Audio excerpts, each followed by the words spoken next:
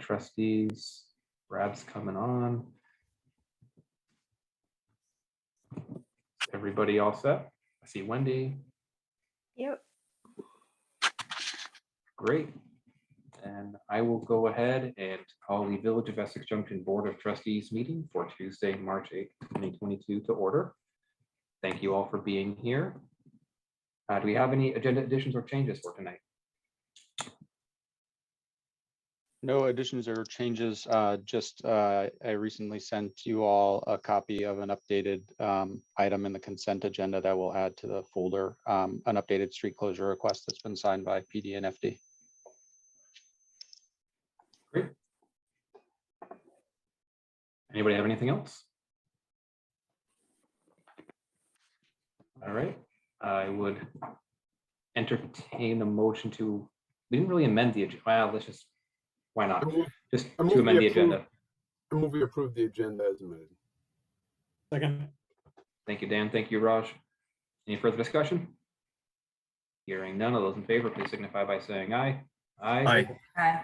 Those opposed, please say nay. Passing unanimously. Thank you all.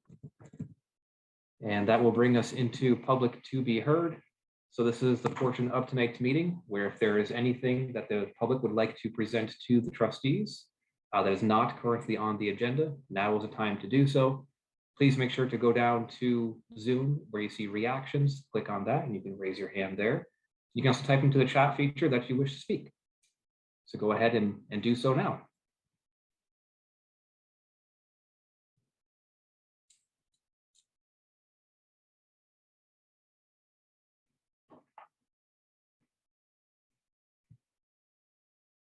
Okay, I am not seeing any hands. There is nothing in the chat. Nobody is calling in. So we will move on from public to be heard and into business item 5A. And a welcome to Colleen Dwyer. I hope I pronounced the last name right.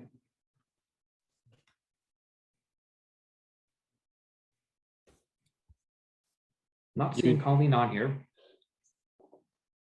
You did pronounce that correctly, and I think she was anticipating coming, so she may be joining us, and if we see her pop on, oh, she's having technology issues, but she's going to keep trying. So if you want to move on and then just come back to her at some point, that would be great. Sounds good. We'll check in on her in a little bit. Thanks. Yep. So instead we can go to 5B, a presentation of the audit report. And I do believe I saw our auditor here. Yes, I am here, Andrew. Hey, nice to see you. Thank you for being here, Bill. Yes, no problem at all. So I'm not sure if this is, if you're going to be leading this, if Jess is going to be leading this. Jess, do you want me to just introduce myself? We haven't formally met in person yet, so. Yeah, that would be awesome, Bill. Okay. Well, welcome, Jess, to the village. So my name is Bill Kaiser. I'm a principal at Cattell, Brannigan and Sargent. We've done the village audit, I believe, now for the last 4 or 5 years, really since the merger talks really got underway and the finance departments merged. We were on site in the village in October for the audit, which at the time was still being done with Sarah Macy, who was the finance director for the town and the village. And she's since moved on. And we completed the audit reports in January 2022. I'm happy to announce, consistent with prior years though, that for the audit, we issued an unmodified opinion. This is it was a clean audit, and there were no material adjustments that had to be proposed by us as the auditors of the village. There were a few adjustments that were made throughout the audit, but it's really just timing. Stuff being finalized after we sent the trial balance, or the initial trial balances were sent. Nothing of concern though, overall for all the audit testing that we had done. Consistent with prior years also, there was a single audit required by the village because they expended in excess of $750,000 of federal funding. The total grant revenues and expenditures were just over 1.8 million for this year. And our major programs consisted of the DOT funding for the Crescent Connector, as well as the FEMA funding for the Densmore Road project. Both of these programs in excess totaled over $1 million. Because the Crescent Connector has been tested in previous years as well, the village this year qualified as a low-risk single audit. And in that single audit, we found no significant deficiencies or material weaknesses and no findings to report.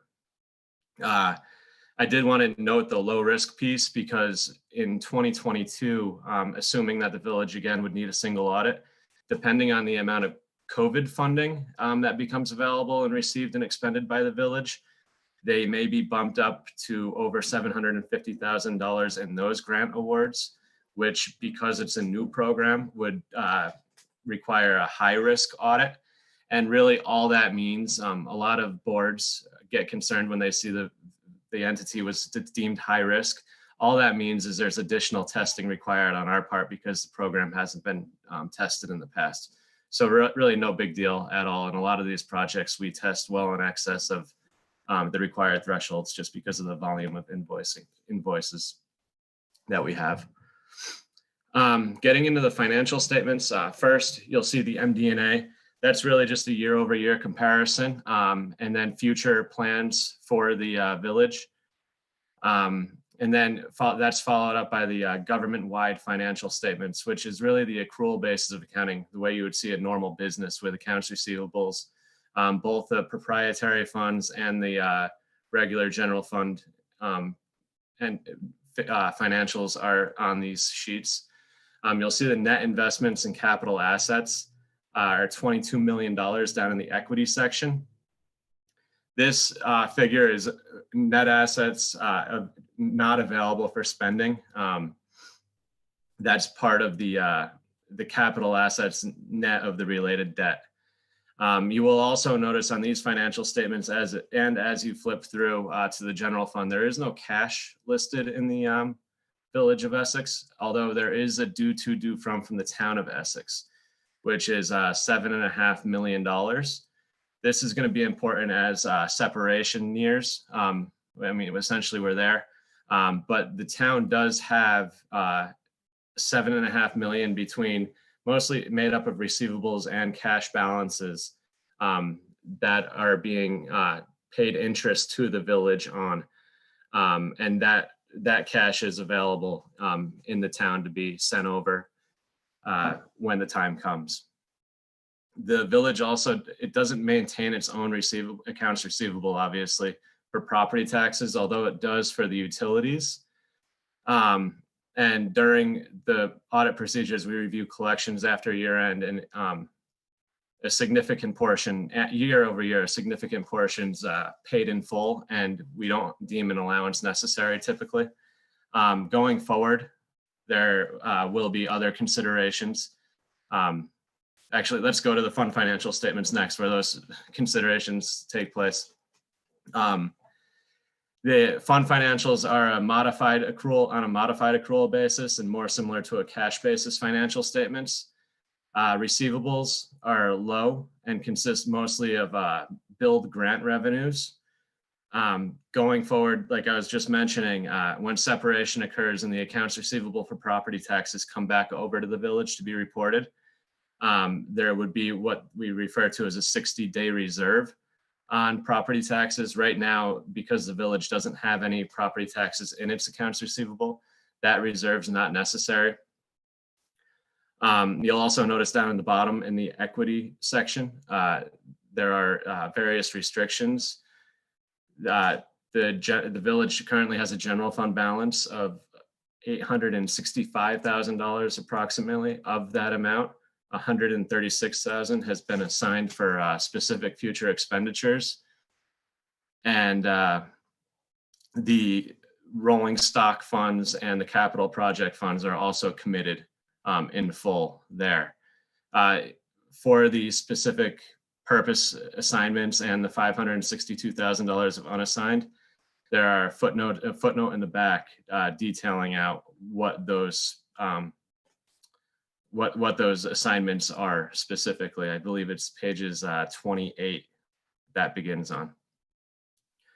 And then 2021 general fund operations resulted in a decrease in the fund balance of $58,000.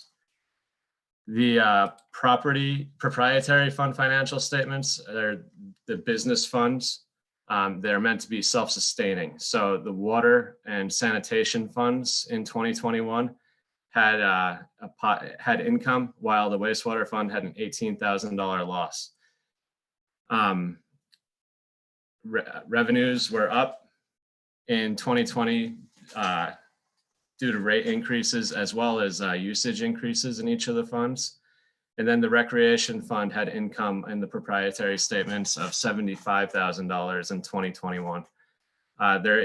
Last year, there were adjustments that created a deficit in the recreation fund. That deficit with the $75,000 of positive income in 2021 is now under $100,000. And with the impact of COVID kind of behind us and those programs starting to ramp up, you would think that if the 2022 fiscal year is similar to 2021, that deficit would become a positive going forward. Then over to the footnotes, there were no new footnote reporting requirements for governmental accounting in 2021. However, you will see that we still do have the risk and uncertainty footnote in there for related to COVID, just because of the future unknown uncertainties due to the pandemic. In the supplementary information schedules, there's the budget to actual schedule, which is a good reflection of the annual results by department and compared to what was budgeted for. Expenditures did exceed what was budgeted for in 2021 by $117,000, but that excess was made up by excess revenues as well. And overall, there was a net of $4,000 approximately of budgeted revenues over budget expenses. And then there's other supplementary information that's not required in the financial statements.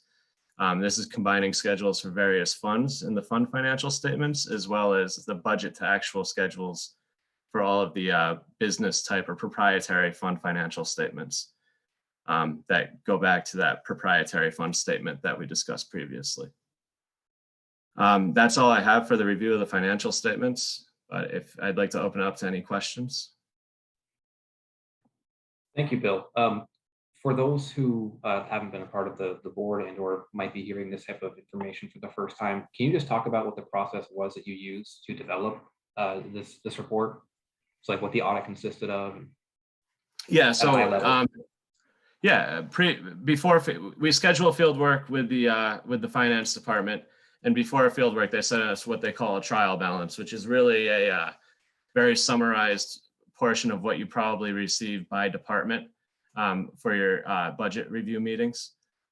We go through really line by line, especially specifically on the balance sheet, and test and audit all of the figures on the balance sheet and do analytical review as well as audit procedures on the income and expenses for the village. And then all of that really gets grouped up into a summarized form into these financial statements. For the most part, the village staff or Sarah and Courtney, the previous finance director and assistant finance director, write a lot of the footnotes on their own. That's what the audit consists of mainly. Testing of all and verifying all of the balances that are in these financial reports. Does that answer your question, Andrew? Sorry. Yeah, that helps. Thank you, Bill. Okay. Trustees, other questions?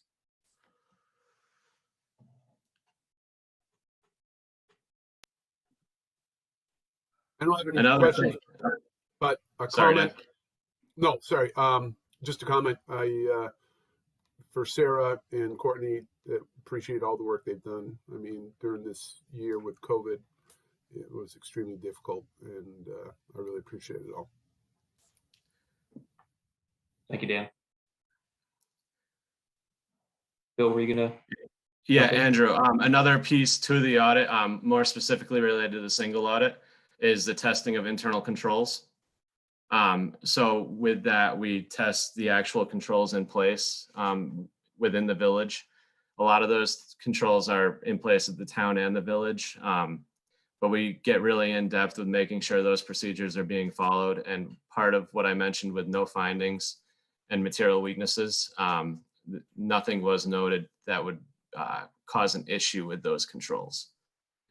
And so when you're saying that, basically, you take a sample of the receivables, you take a sample of the expenses, and you make sure that what gets billed or paid from one account and or to one account is the right account, and that's there's Yes. no impropriety and there's no money going to or from the wrong account. Yes, and it's been brought up in the past, but one of the concerns is always because there's all one bank account.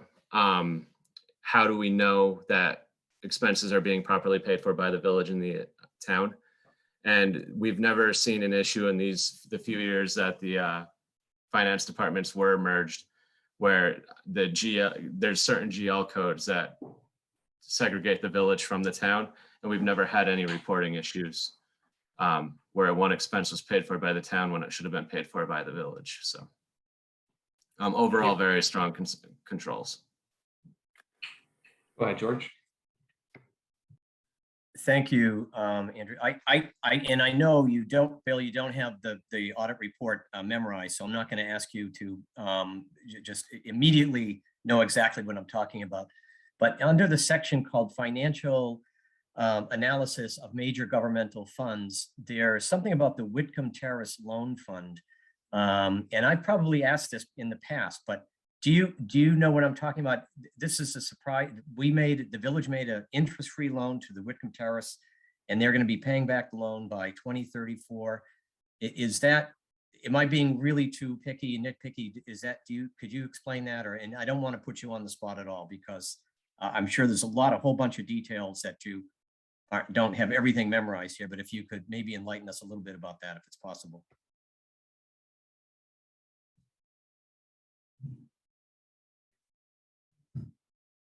Bill, you're muted. Sorry about that.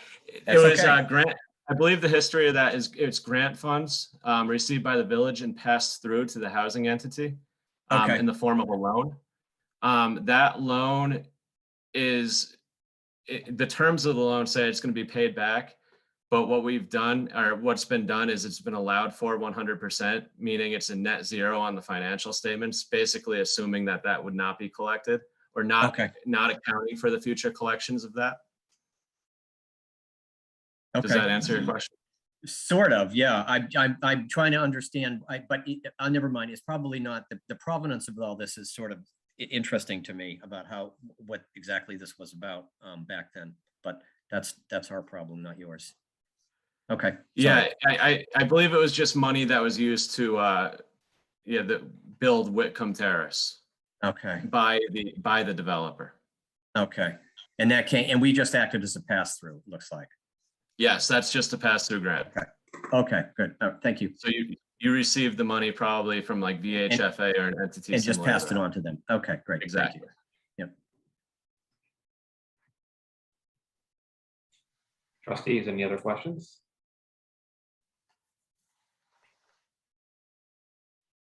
Staff, any other questions, comments, concerns? None here. And with me. I'm good, thank you. They're all very clear. Absolutely, really appreciate it. Yeah, no problem. Thank you. Yeah, so Bill, appreciate you being here. Appreciate the work that you've done, and it's always nice to see that our financial statements are strong, the internal controls are strong, and that we really don't have much to worry about. Nope, just separation, right? Exactly. Yes. And if anyone has any questions of that, I've already told Jess that we're here to help out. I know she's still working with Courtney pretty closely. So yeah, we're here to help out. So if there is any issue, please feel free to let us know. Appreciate it, Bill. Thank you. No problem. Thank you, Andrew. Andrew, before we lose Bill, do you want to take any public comment? Sure, sorry about that. So yes, if there are any members of the public who have any questions about the audit report, please feel free to raise your hand or type into the chat feature. And please make sure that if you do, direct your questions to me. I'll do my best to answer them, though frankly, I may call on Bill or Jess to answer them instead.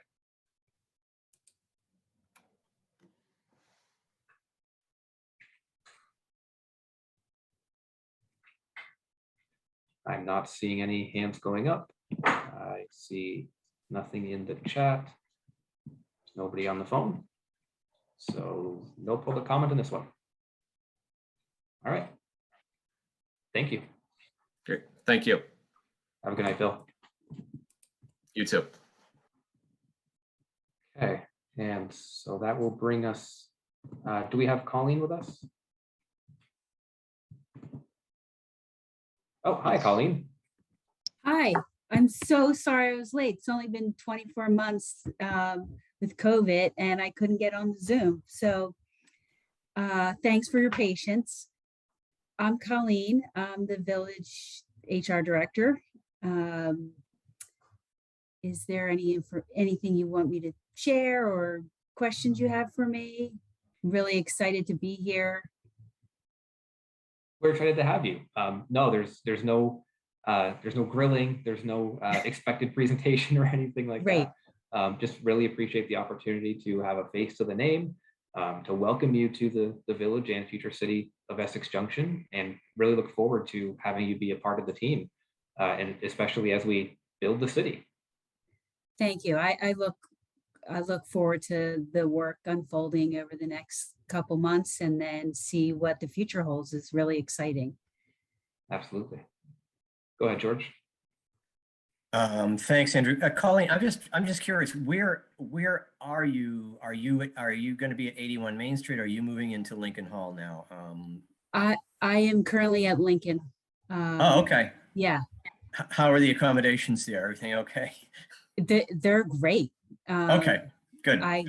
Brad put me in a really great office. I have windows and natural light. It's really nice. And Terry, I don't know if everybody knows her, but she's been a great office mate, and excited to have the rest of the team or whomever back into the main Lincoln space and getting to know everybody. Yeah. Well, it should be getting busier over there. There's as time picks up. Yeah. It seems, I don't know, I don't have a good frame of reference, but from what I can gather, the other day it was like Wendy, Rick, Terry, and I in one space together. So that felt really good. Mm-hmm. Great. Well, welcome aboard. Thank you. Trustees, anything else? Nope, just Colleen, Colleen, any? thanks for joining us. Yeah, thank you. Yeah, Colleen, is there anything else you'd like to share or? No, I mean, the one thing I would say is feel free to reach out if you have any questions or feedback for me. Definitely open to hearing anyone's perspective and willing to take feedback to do the best I can to help the village grow. Really appreciate that. Yeah, Yeah, thank you so much, Colleen, and look forward to chatting with you again. thank you.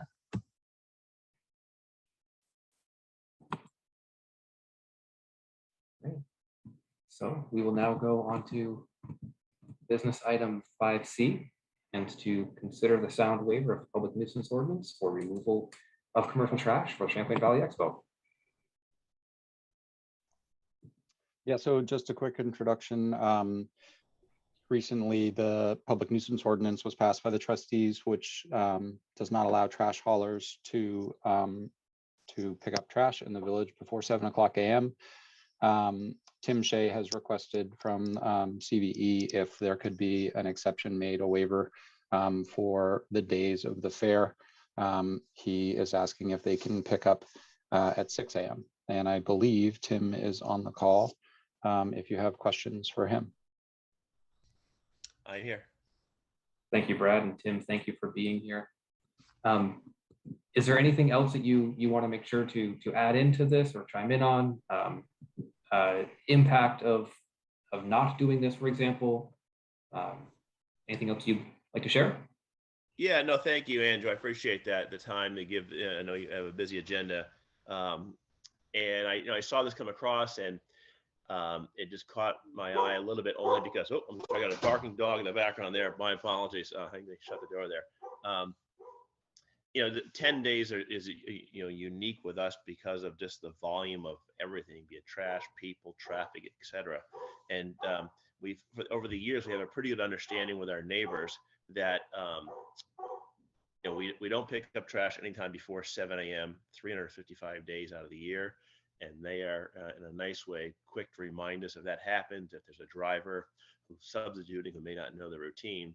But during the 10 days of the fair, just because of the volume, we do come in a bit earlier than that. And we're just wondering if there's an option to come in, use 6 a.m. instead of the 7 a.m. for the 10 days of the fair. There's a lot we need to get done before staff, volunteers, and fair growers arrive. So it's more of a logistical thing, but I don't want it to be that here's CVE asking for one more thing. I just thought I'd come back and see if it's something to have a discussion on. Absolutely, thank you, Tim. I would also just add to it, having driven by, run by, walked by around that time in the morning, there certainly is a flurry of activity, not just from trash haulers, but also, as you mentioned, volunteers coming in, delivery vehicles going in for food products, for other products to help ensure that the vendors have what they need. And that for those 10 days, the community certainly is not business as normal, both in terms of delivery vehicles, other vehicles coming in and out, but also people coming in and out to that area around that time. Correct. Trustees, any comments or questions for Tim or staff or others? Go ahead, George. Yeah, I just want to completely echo your comments, Andrew. I think there's a whole lot of activity during those 10 days. And I can imagine that probably before you want to get on any of that activity, the most important thing to do is get all the garbage from the previous day out of there. So, and I also note that although it's dark at 6 in the morning through most of the year in Vermont, that happens to be a time of the year where it's still by 6, it's pretty light out. People are up and around, so I wouldn't really have a big problem with this, in my opinion.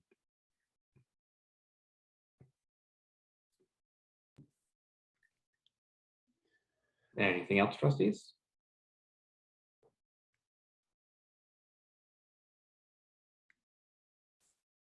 If not, happy to take any public input if there are questions, comments on this.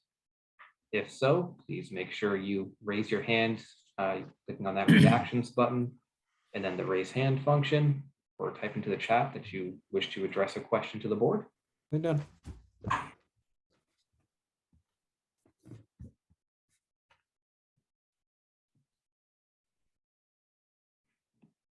Again, I'm not seeing any hands up. There's nothing in the chat. Nobody has called in. So I take it there's no public comments, questions. Last chance, trustees, anything else? And if not, I would certainly entertain the motion that is in our packet. Okay, I'll do it. I'll move that we grant the trustees grant a sound waiver to Champlain Valley Exposition and allow trash haulers to begin no earlier than 6 a.m. from August 27th to September 5th, 2022. Thank you, George. Thank you, Dan. Is there any further discussion on that motion? Hearing none, all those in favor, please signify by saying aye. Aye. Those opposed say nay. Great, pass unanimously. Thank you all. Thank you. Thank you as always. Thanks. Bye-bye. Next up, going 5D, consider the approval of the village annual meeting warning.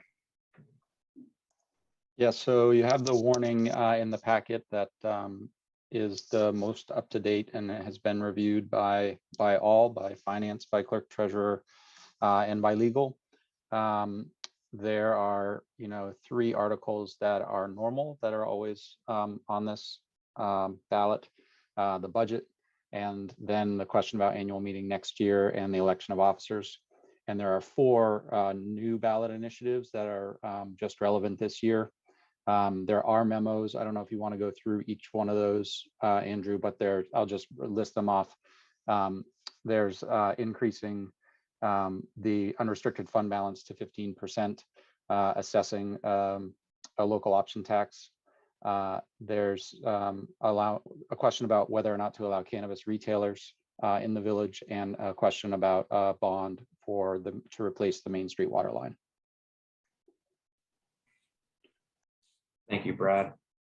And just for our context here, Articles 2, 3, 4, and 5. These are ones where, as you mentioned, the wording has already gone through to our legal. So trustees, if there are any questions, comments, or proposed changes, I assume, depending on what the nature of them, those will need to go back through to Claudine. Yeah, we would want to double check. However, this also needs to go to the printers tomorrow morning. So it can be done. You're certainly welcome to, and we'll just get on it and make sure she has that information tonight, so it can be reviewed in the morning. So if we'd like to, we can go article by article. Article 1, we've already done that. Article 2, we've talked about this previously and agreed to going forward with moving the fund balance to 15%. Any concerns? Okay. Article 3 is the local option tax.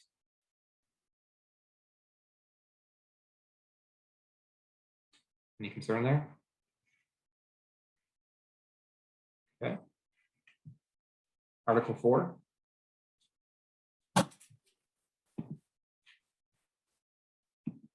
All right. Article 5. Oh, sorry, Andrew, in Article 4, just so you know, the updated version, there's an extra space after the S in VSA between the S and the A, and that legal caught. And so in the most up-to-date version, that space has been removed. I would hope in the grand scheme of things that would not prevent a Send or the cause a whole legal thing challenge. back. I mean, that's not acceptable. That's horrible. That's all they caught on it, so that's good. Love it. With Article 5, as you saw in the packet, this was something that we hadn't talked about in a few months. I know that it completely slipped my mind, and really Yes. appreciate the village, I almost said attorney, sorry, our village engineer catching this and reminding us that, hey, we need to circle back, and how's that going? So I appreciate you all for doing that. Thank you. But if there's any further discussion on this, we can certainly have that now. And just to remind the community, this was something that we talked about back in September in terms of the need to replace this water line, the continued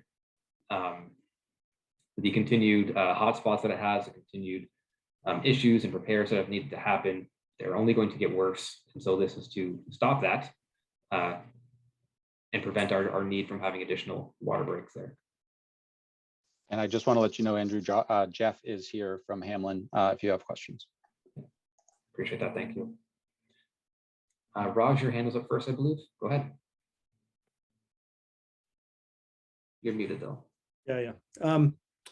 So the only, not for this year, but if we're going to continue mailing ballots, our informational meeting is nearly 2 weeks after we've started mailing ballots. My understanding being that they're going out sometime at the end of this week, beginning of next. So I'd love to work on adjusting that because I really do believe that we're onto something with mailing ballots out. I'd love to make that a permanent thing. I don't want to get into it tonight, but I just wanted to bring that up and plant the seed because I feel it's a pretty big disservice to folks if we're having this informational meeting after many people may have voted out of concern of getting their ballot in on time. In fact, I can imagine a scenario where we're encouraging people to get their ballot in before April 5th due to the U.S. Postal Service. So Just wanted to put that out there. It's probably too late to do anything about it now. Or is it? Kind of. Yeah, I know. It came up in conversation when I was working the polls over at for the town vote, and how it appeared that most people probably had filled out their ballots prior to the town's informational meeting. So Raj, I'm not trying to cut you off. It is too late in the sense of, in this very ballot, Article 6 is to basically have that informational meeting. And so last year, when we voted to approve to have our annual meeting, that date is the April 6th date. And so that's why we're doing it then. I will say that doesn't prevent us from doing additional informational meetings and additional Zoom meetings. And I think that it's actually a really good idea that we do, and we make ourselves more available to reach out to the community, as the various articles in this ballot are different than what our community normally has.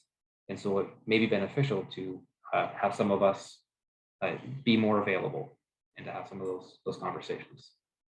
But I do see your point, and hopefully we can do something different in the future. I don't think we have the time tonight to try and figure that out, though, for this warning for next year. Amber, go ahead. I'm gonna ask a silly question, and I hope somebody else was thinking this and it wasn't just me. But does the word "subject to available grants and aid," does that mean provided that there's bond money available, or what does that mean? I believe when we've done this before, and it's been a few years, that means if we were to get grant money or other funds, it sort of acts as an up to amount. So the $3,070,000 is the most that we would borrow. And then if we get additional funds, then I believe that we would then not need to spend all of that money. I would look to our staff to correct me if I'm wrong, and I will not be offended if I am wrong. Yeah, Jess, I don't know if you want to chime in. That was specifically, Amber, added by Claudine. And that is just to acknowledge, I think, as you were saying, Andrew, that if there are grants that they would be, if you get $1 million grant, then you're only going to borrow $2,070,000. Thanks. Thank you, Amber. Go ahead, George. First of all, Andrew, I think your explanation was correct. I think that's generally what it means. And I don't have any question about the ballot. I just want to second Raj's point. Our information, our process for getting information out to the voters is not in sync with mailing out ballots to the voters. And so we are going to have to do something about that going forward. Where the information arrives ahead of the ballots. That would be probably the best way to do it. So I totally agree. There's nothing we can do about it this year, but long term, we need to make a mental note for next year that we just have to speed things up, or rearrange the process so that the information goes out to the voters in a more timely way. Thank you, George. And to that point, Brad, we do have the newsletter that I believe is also going to be going to the printers tomorrow. Correct me if I'm wrong. There is going to be some information on each of these articles within that newsletter. Yes, that's correct. And that will hit homes. It needs to hit homes by the 23rd. Great. Thank you for that.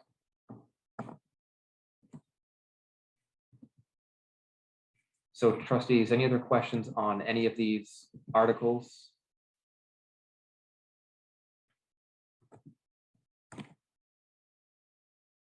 Okay, if nothing from the trustees, we'll go to the community and to the public. If there are any questions on any of these articles, please go ahead, raise your hand or type into the chat feature, and I'll make sure that you have some time to address your questions. Harlan, I see your hands up. Go ahead.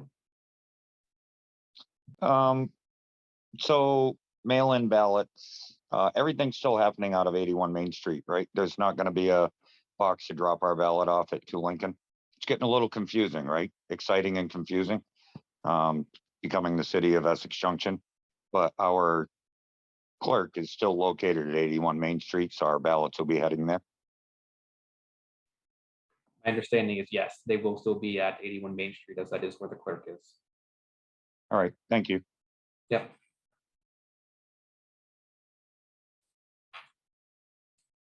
Any other questions? I don't see anything in the chat. Still don't see anybody calling in. No other hands. Okay. So with nothing else, do we have a recommended motion on this one? You know, I don't think we do. And there is another motion that we need to pass.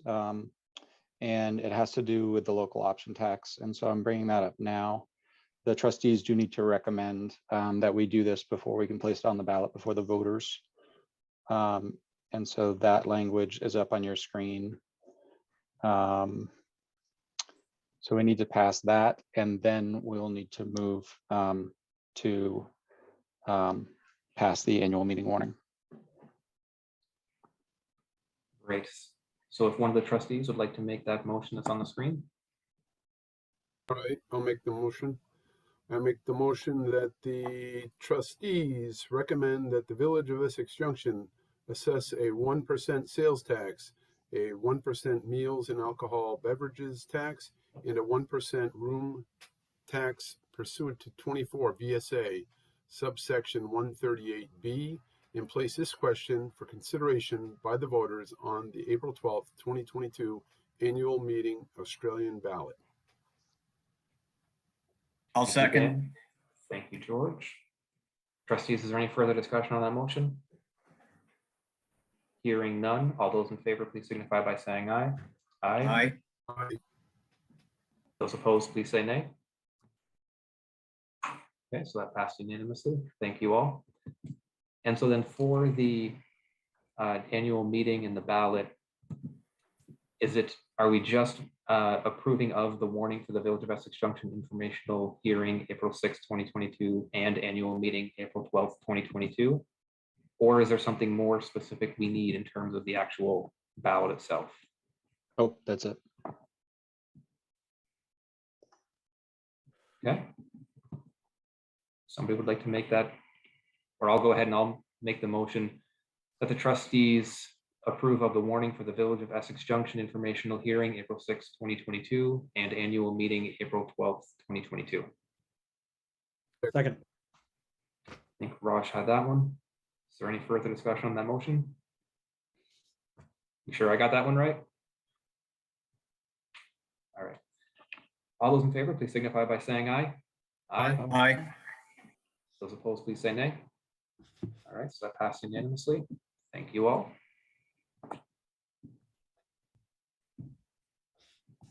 Brad, please pass the appreciation on to yourself as well as the others who helped to get that finalized and approved of. Was not a normal ballot. Certainly appreciate that. Next, we will go to the website redevelopment.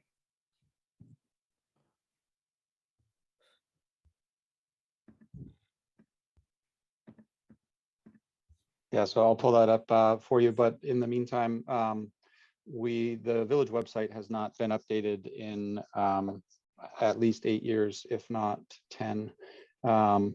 And so, you know, I think you all held strong and were adamant that when the town moved to a new web vendor, that the village remain as it is and not be combined. And clearly that was a wise decision. But at this point, I think we should start to think about whether or not you would like to redevelop the website. The back end stuff has been far updated, and there's new versions to make things easier on those who are loading things up. And there's lots more features that we could be utilizing if we were upgrading the software. The ADA compliance is not good. And so there's lots of updates that need to be done in order to allow all users access the website and understand it. So the question really is both timing and provider. Would you like to see this work accomplished or initiated now? There is funding in the current budget to pay for that. And do you want to stay with EcoPixel, who is a local company who's been the website provider for a long time? Do you want to stay with them, or would you like us to put out an RFP and shop it? Those are the two questions. Thank you, Brad.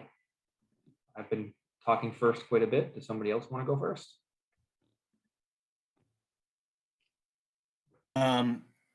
Andrew, if Go ahead. I may, if we stay with EcoPixel, that would be sort of the way we would understand that is that it's just our current vendor we're satisfied with, but we're just having the current vendor update the site as opposed to purchasing a new site. Is that how we're kind of imagining this, or what?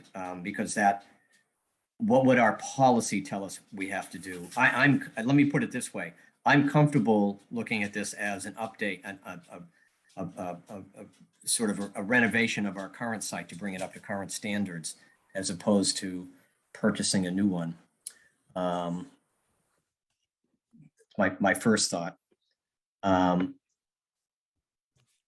My second thought is I don't want to get into the nuts and bolts. I think EcoPixel did a great job. This whole thing looks great to me. The one thing I do like about our current site that I would hope gets retained is that it doesn't have a great big giant Essex Junction logo on it. It just invites the reader right in to look at stories and pictures, and it's flexible. One other question I do have, though, if we begin to upgrade it now, right now we're the village of Essex Junction, but by the time this comes online, we could become the city of Essex Junction. So what would be the plan for that? Because it's not that big a deal, obviously, but it would mean going through and changing a lot of village to city kind of thing. So anyway, those are my three thoughts on this. I'll stop there. Thank you, George. I think that you're right in terms of the overall thought of this being an update of the existing website, as Brad had mentioned, with things like ADA compliance and upgrading to more user-friendly things for the back end. Trustees, other questions, comments?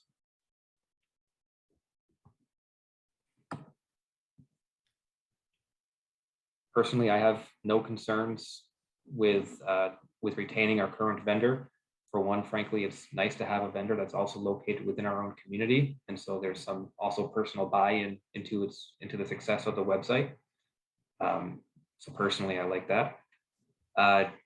In terms of the timing, I do agree with George, where my only concern would be, and I don't know if this is an easy thing or if this is something that would require much work from the vendor, but about updating from Village of Essex Junction to City of Essex Junction, and if it makes sense to hold off on the actual work, but to just allocate the funds this fiscal year.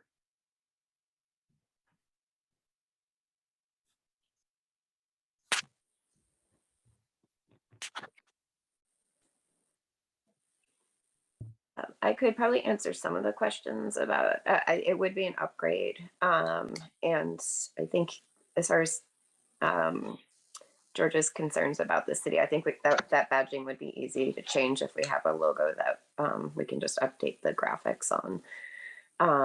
And it will be an undertaking, but I think it's mostly an update into a new, updated CMS, and it appears that the CMS, we could have more administrative privileges that could be varied between users.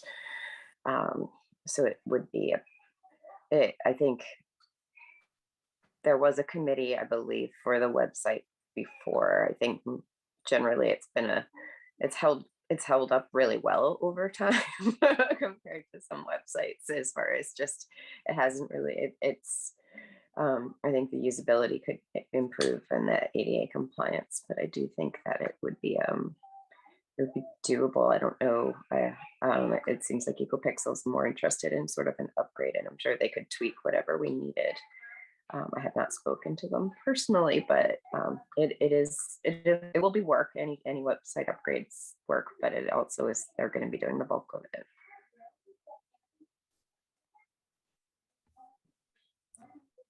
Thank you, Wendy. Trustees, any other comments, questions, concerns? This is Raj. I'm comfortable moving this way.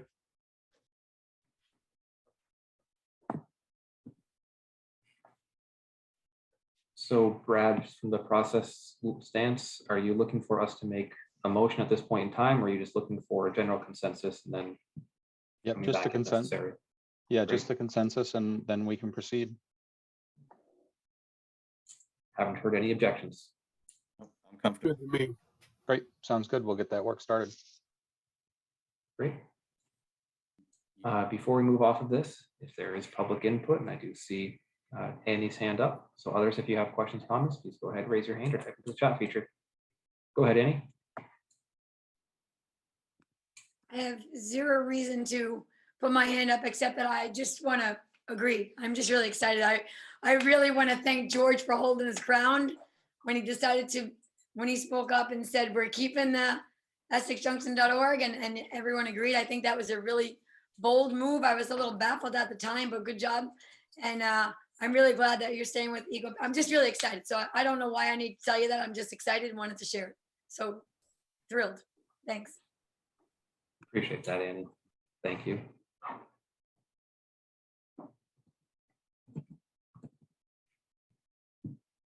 Okay, I see no other hands up.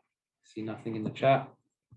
So we can move on from that item and go into 5F and to discuss the contracts with the town of Essex.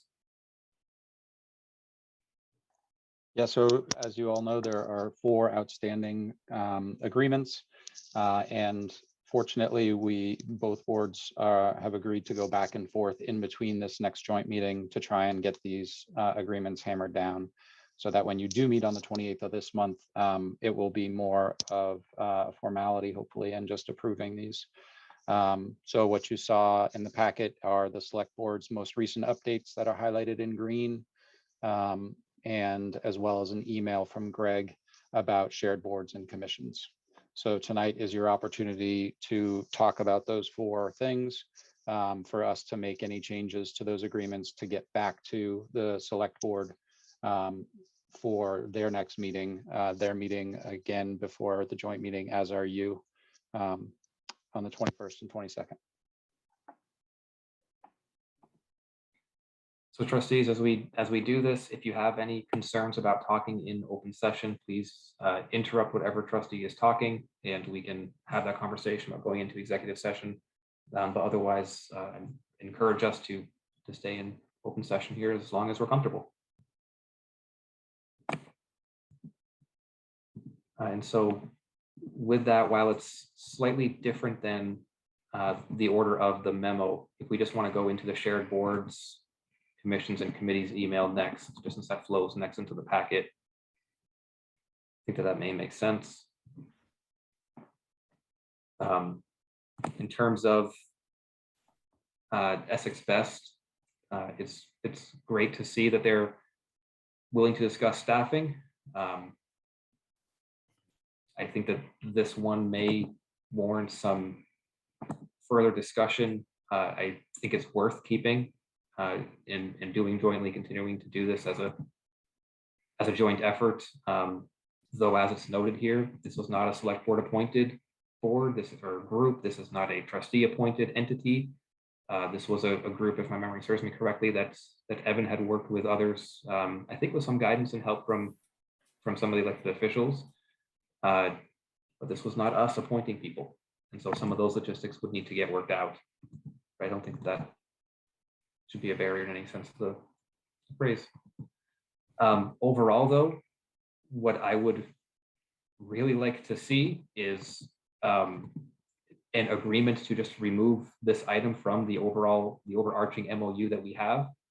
And I say that I don't know if we're going to be able to get to the tentative agreement level that we have with all these other agreements before the March 28th meeting.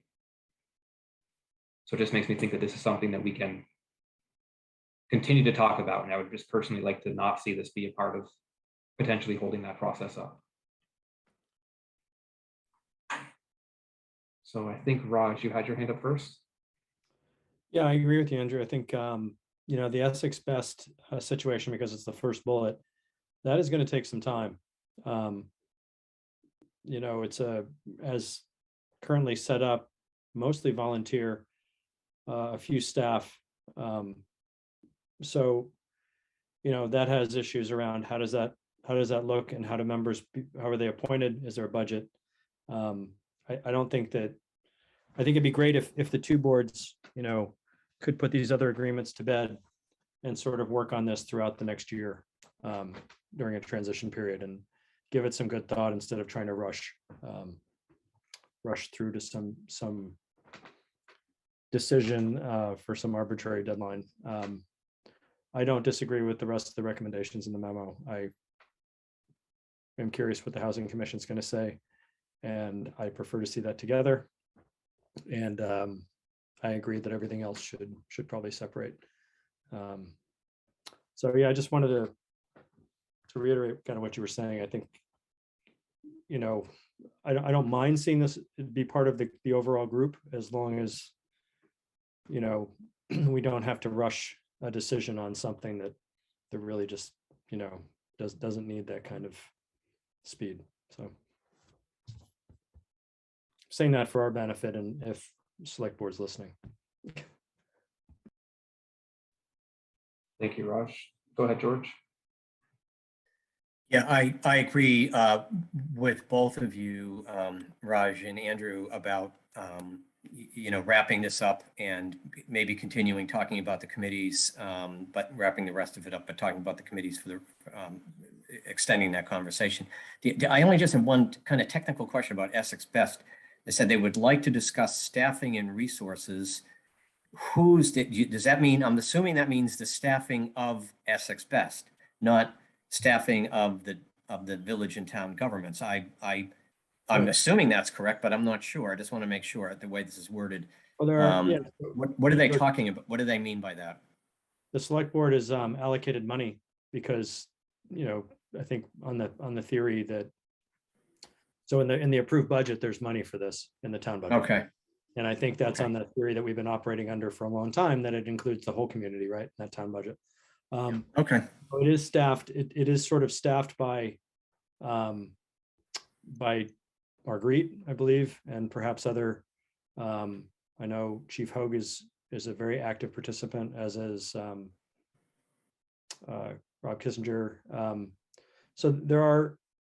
So, you know, I think what they're probably getting at is, you know, what does it look like? Kind of what I was saying. What does it look like going forward? How is it supported? What's its structure? How are people appointed? Are they appointed? You know, it's right now it's sort of this weird entity that's kind of out there that just had money allocated to it, but we haven't come up with a, for lack of a better term, governance structure for it. Okay. So I'm good. That's fine.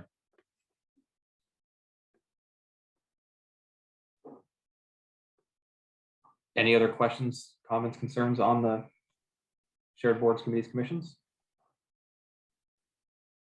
So my only thought on this then is, I wonder if what a tentative agreement could be is that the boards would agree to work on the logistics of Essex Best, including things like staffing, mission, appointment, funding, and will engage Essex Best in this effort, as well as the boards agree to engage in a conversation on a shared housing commission, and that in and of itself could just be a tentative agreement. Otherwise, I would look to just, again, removing this from that overarching MOU. George? Yeah, Andrew, the only thing I know this is just an oversight, but we cannot, the last bullet point, the select board wants to separate all other boards, commissions, and committees. You can't separate the tri-town committee. That's not possible for us to do. Yeah, I mean, unless you want to shut down I don't know how, I don't even know where you'd begin to because that's on our A&R permit. I'm sure that's just an oversight, but I just want to point that out. You need an asterisk in there that says the tri-town, except for the tri-town committee. I think that we did that within the Did we? stormwater agreement. I believe that one of the components of the stormwater agreement is that our permits are separate and that the tri-town, I thought that that was referenced in there. But I think that's a Okay. good point for us to look into. Isn't- Yeah, isn't- it Sure, can't. I do hear you. You Isn't can't, it Tri-Town can't, sort of created out of the, isn't that sort of an entity of a different agreement? yeah, it's a completely different, it's way before stormwater. It goes back to the 1980s or something like that. I couldn't even tell you where the original agreement is, but you can't bust that up. I mean, there's one discharge permit for the water treatment plant, and the town of Williston, the town of Essex, and the village of Essex Junction are on that permit. And there's a contract, longstanding intermunicipal contract that says representatives from those three communities regulate and determine the the sewer rates for the plant. So you can't separate that. It has to remain there. It has to stay in place. Yeah, at the end of the day, we'll make sure that it's understood that the existing Okay. tri-town can't go away. Right. Go ahead, Raj. No, I forgot what I was gonna say. We're still going to be around for a little while. Yeah, yes, that's not too long. Oh, sorry. Because the town took that tack of adding funding to their budget for this next year, since we're still working together, we may want to be open to any language they put in that says it will be funded, by both entities if it moves forward. I'm just putting that out there as an olive branch. We should acknowledge that if we're going to participate in this, that we're willing to pay what's the right word? 42%. An equitable share of a per capita share. I don't know, whatever, but I think that that's probably something we should expect as part of the discussion for that particular effort.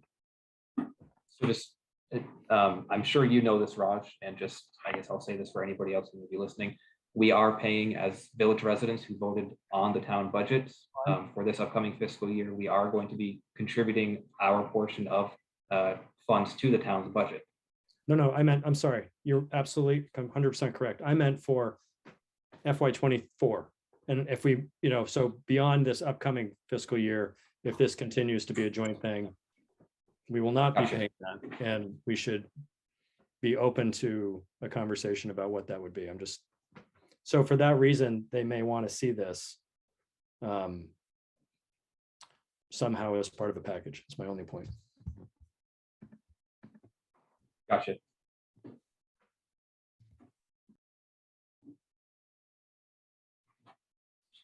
Anything else on the shared boards, committees, commissions?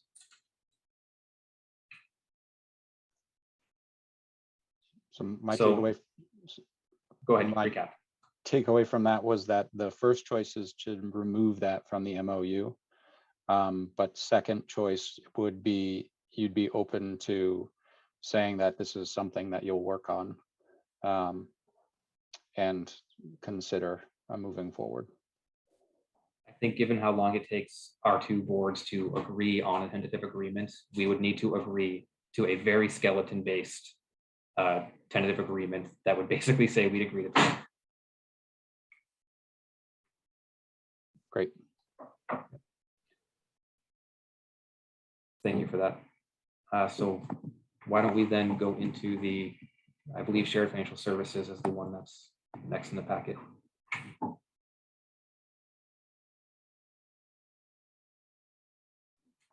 And so the green is the only, or the green are the only places where there were changes, correct?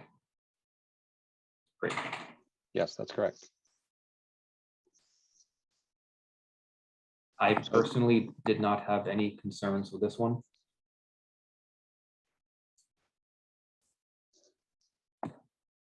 Do you mean the whole agreement or just that first green highlight? With just with what's on the screen. Okay. You do have there, this agreement shall commence, and then it's all crossed out. Upon, is it commence upon execution of this agreement and expire? Okay, I see. Okay, I see what you did. All right, thanks. Yep. Never mind. Stop talking, George. In the fifth whereas, I would like to recommend that it's this one here. That it says may each operate from 81 Main. I think what we're saying, what we're trying to accomplish is that we can continue to operate with shared finance in the same space. But I think there may be a point where we can operate out of separate spaces, but still be a part of this agreement, still be shared. And so I don't want to just lock us in that our finance department can't move.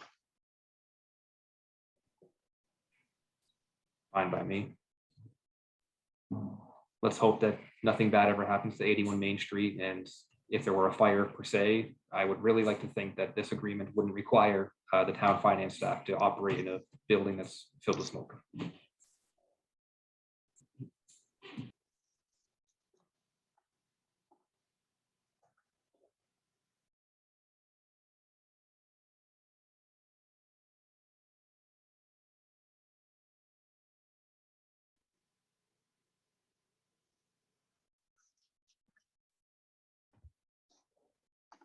Still, I'm still scratching my head over the federal court language at the end, and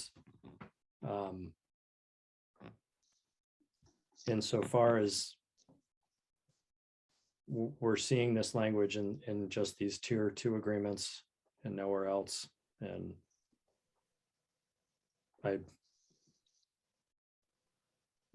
absent explanation on why it's important, all of a sudden on something like this, I'm not inclined to support it.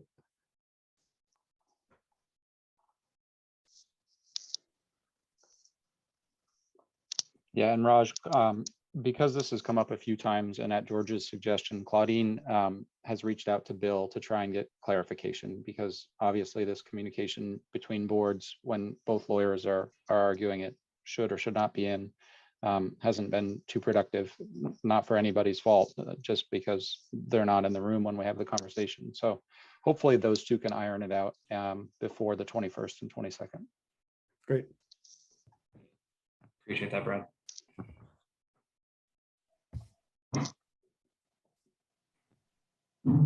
I didn't see anything else in the shared financial services agreement that concerned me.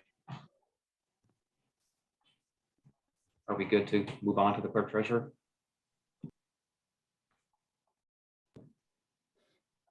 Looks like we are.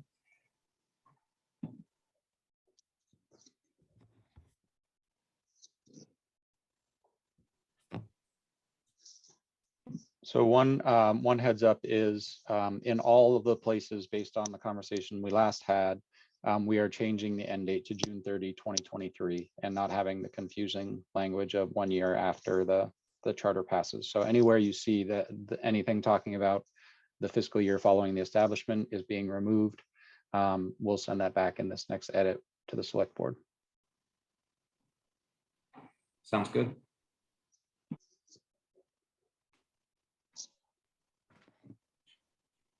I think this page looks good.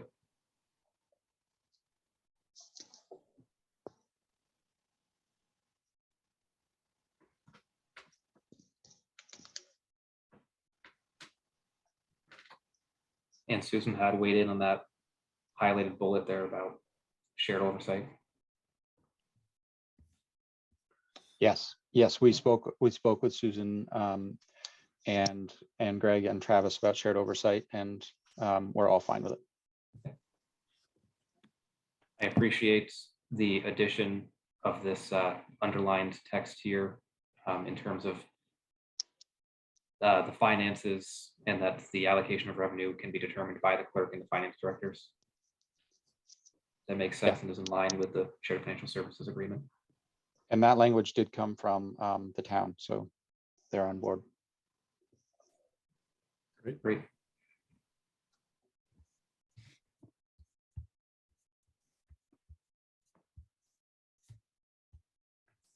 Looks good. I think we're good with that section for that page.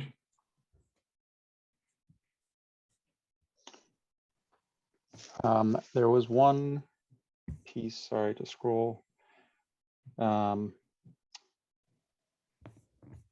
In this section, I don't know if we want or need to say and village or city manager. In theory, we'll sign the contract while we have a village manager and then hire a city manager. I think it's 6 of one and a half dozen of another. Yep. Happy to just say we're good with this. You could say the Essex town manager and the Essex Junction manager. So I think it's- we keep it consistent with whatever's in the other agreement. Yeah, I believe there's some language in the overarching MOU for all of this that makes everything village city when the city becomes a city, and I would assume that that would, I don't have it in front of me, but I just recall something being there that, not sure we need to worry about it. Perfect. The only, I think that keeping it as village just makes sense, and the way that we've talked about this is it's to codify what's already happening.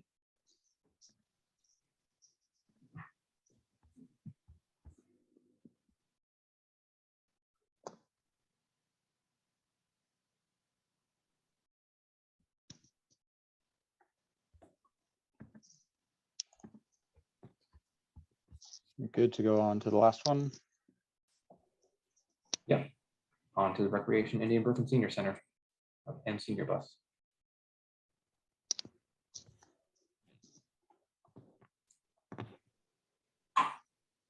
And trustees and Brad, in my reading of this, it appears as if what we're seeing here is what we had proposed originally. And so the changes that were then counter proposed by the select board were then deleted and changed back to our prior version. I would say very close. There's one clause, it's in the very bottom that I just don't want to lock us into. It says the city shall, we originally had written the village shall provide space at 2 Lincoln for the senior center. It's been changed to the city shall continue to provide the existing space at 2 Lincoln for the senior center. And I just, while the trustees obviously have always promised to keep the senior center at 2 Lincoln, I just don't, with renovations forthcoming and such, I don't want to lock us into the existing space.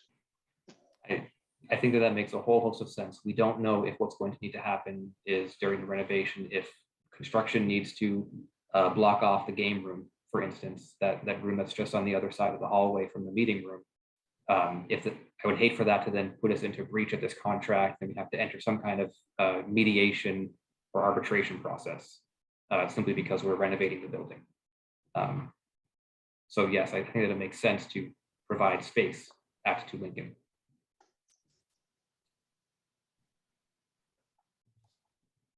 And if I can jump in, and if that presents a problem, because we would really like to wrap this up, and if they say, no, we want that, then you might maybe put in an additional, you could say, the existing space or equivalent space at 2 Lincoln.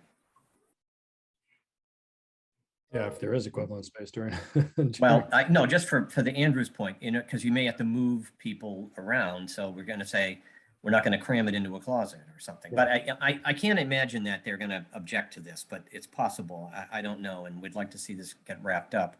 But it is an issue that if we're going to be renovating the building, we may have to move the senior center out of there for a little while. So, but we would find some other spot for it in the building that's already renovated or something. I don't know. I don't think it's a big issue. Shouldn't be.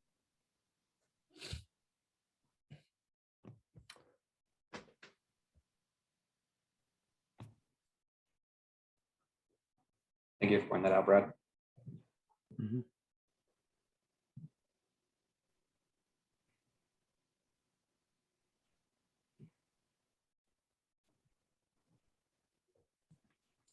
I did wonder, why was this one changed to a termination date on the calendar year compared to the fiscal year when the others were fiscal?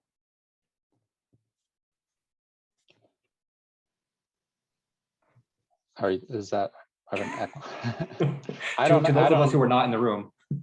I'm not sure. I don't have the answer to that question. I think it's you know, the most noticeable change here, and it's very interesting and challenging. You know, to do that mid fiscal year is a little bit strange and challenging. It also really makes this agreement only last for, well, I mean, it'll last for the transition year, but then it really only lasts for 6 months once everything is totally separated. So it's a little bit interesting. I'm not sure the rationale. We can ask though. I think that would be great if that can just be a question to go back. Sure. And I think I have I don't want to say that I know, but I think I have a hint as to why it might be. And you might ask, if you're going to ask them what they were thinking, that I suppose it wouldn't be a huge deal to have different end dates for different aspects of this agreement, since it includes Indian Brook. It includes different entities that they may have reasons to want to end sharing at different dates. So we may hear back something like, you know, forget it, I'll shut up. No, to me, it was one of those just curiosity things. Yeah, you know, it's just, yeah. I can only speculate that maybe they're thinking that date, if they had to budget something differently, getting out of the agreement would give them enough time to work that change into their budget for the following fiscal year. That's the only logic I can see, and maybe that's it, but I otherwise I don't understand, but you're right. Not a huge deal for me, but it is interesting.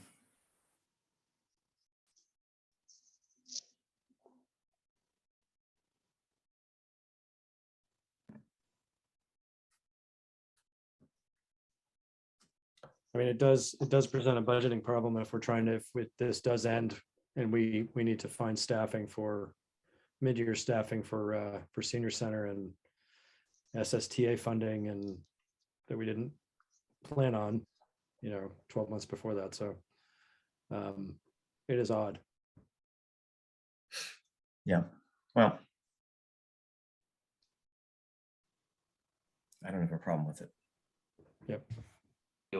We'll see what we get back and go from there.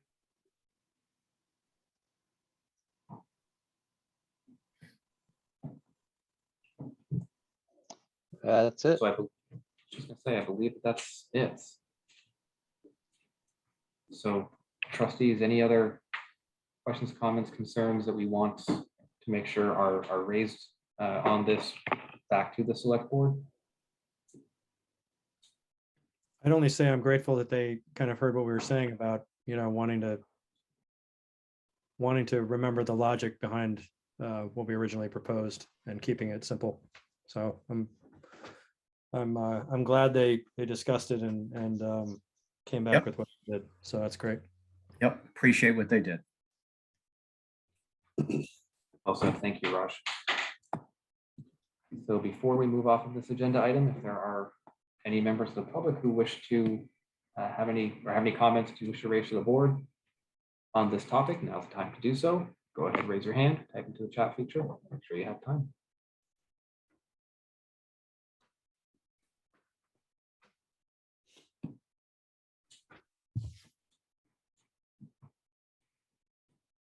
See no hands up. There's nothing in the chat. Nobody's called in. So seeing nothing, coming back to the board. I don't believe we need a motion on this. So we can then move on, which that brings us now into the consent items. I'll move that we approve the consent agenda. Second. Thank you, Raj. Thank you, George. Any further discussion on that motion? Hearing none, all those in favor, please signify by saying aye. Aye. Aye. Those opposed, please say nay. Great, so that passed unanimously. Thank you all. Next, that brings us into the reading file and board member comments. And really the only thing I want to mention, Brad, Wendy, congratulations. Thank you both for being here. This is the first meeting with the two of you as the only management staff for our village. Really appreciate the two of you being here. Again, appreciate you stepping up and your willingness to take on this role. Really look forward to the next few months and hope to then find a permanent manager so the two of you can have a life outside of work.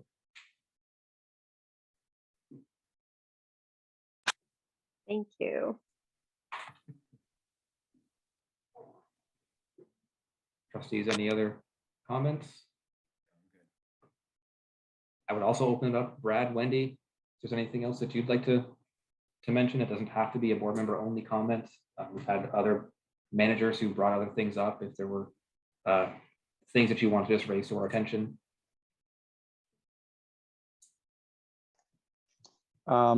You know, there's lots of interviews happening this week for both wastewater and public works. So hope they're both short, and so hopefully they are able to pick up some people there, which is encouraging. And also, you know, you got to meet Colleen earlier. She's fabulous. She's here after a week, which we talked to, her yesterday. She basically, joined a family that's in the middle of getting a divorce and met with every uncle and aunt and grandfather and grandmother and cousin in the last week and got every dirty lowdown story. And she was still here on Monday. So she's doing a great job, and we're looking forward to working with her. Good choice. I really appreciate that analogy, Brad. Thank you for that. So then if, Go ahead, Dan. Quick comment. The elections last week, it went as smooth as it could. I was over at the high school, and considering what we're going through, it went well. Great. And on that note, Diane is already agitating. So anybody that has even a couple hours on the leading up to the 12th or on the 12th, she would love to hear from you. I'm actively trying to avoid her walking around the neighborhood right now because I haven't committed to a time yet. So, Raj, are you saying on a recorded public meeting that you haven't put your time in yet? I haven't. I took time off to do the town one, and so trying to figure out how I'm gonna swing the other one. But I heard him say he's trying to avoid something. That's what I heard. I couldn't carry the rest of it. I'll be standing with my little sign out front for a while. So, one point I'd like to just we have to plant in our heads here is the new city charter calls us to transition away from having a zoning board and a planning commission to having a development review board and a planning commission with very different roles. And we are going to have to, I think, assuming, knock on wood, everything goes well. But I would imagine that because that is in our charter, that applications that might be we're going to have to just have a discussion about this. Okay. In other words, an application that's in the works right now that might be, the planning commission looked at it, but they're not going to see it again until July or August. We're going to have to make that transition. And we're going to have to figure out who wants to be on the DRB, who wants to be on the new planning commission. Are there other regulatory legislative things that we need to take into account? So Brad and Wendy probably get together with Robin, I guess. And I don't know. At some upcoming meeting, we are going to have to look at that and figure out how we're going to make that transition. And, we don't want to, it might seem like it's a really easy thing to do. And all of a sudden when we do it, there's some big snag that we have to work on. So I don't mean to make work for you, and it's nothing that's immediately necessary, but it is something that we're going to have to probably look at and probably have some discussion about at the board level at some point. Good points, George. Andrew, I would feel totally remiss if I did not say this earlier. Tammy started working for the town and not the village on the 28th of February. So a week ago, and she has been pouring in hours to complete the village newsletter and the village annual report, working all weekend, working very late at night. So she really is doing a fantastic job, and something that's not technically her job anymore. So very much appreciation to her. Thank you for mentioning that. Yeah, Tammy is a loss to the community to not have her on the village's side, not on the village's side, but being a village employee any longer. Certainly do miss her and appreciate the work that she has done and continues to do as a town employee. She was a fantastic person who really did a lot. Sorry that she's gone. Anybody have anything else? If not, I would certainly entertain the motion to adjourn. Oh. Thank you, Dan. I'll Is there a second. second? I'll Thank you, second. George. Any further discussion? Hearing none of those in favor, please signify by saying aye. Aye. Aye. Those opposed, too bad. No, those opposed say nay. Pass unanimously. Thank you all. Have a good night. Thank you all for coming out. Everybody.